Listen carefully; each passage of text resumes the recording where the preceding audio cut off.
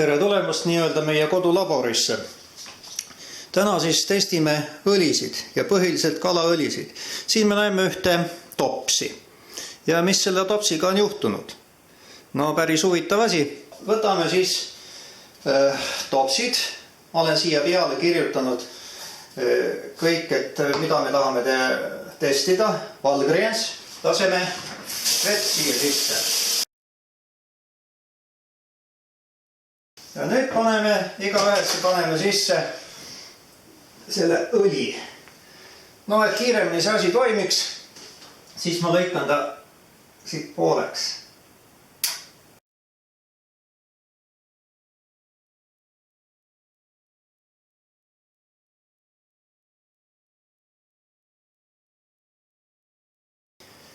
Ja nüüd paneme ka kella käima.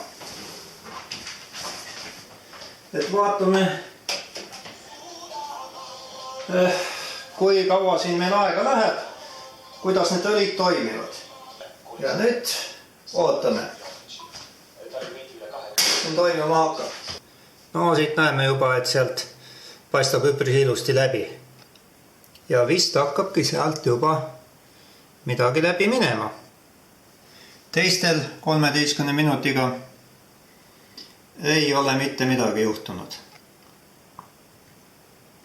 Ja tõepoolest, tops hakkab sulama.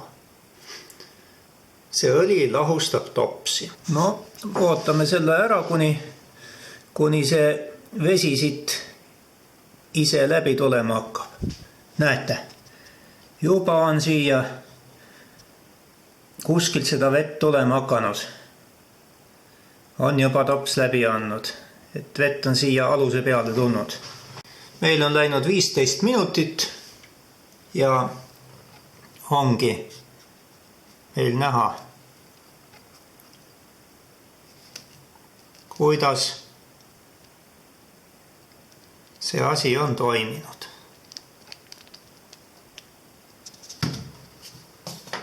Samas teistel ei ole mitte midagi näha, et midagi oleks toimunud.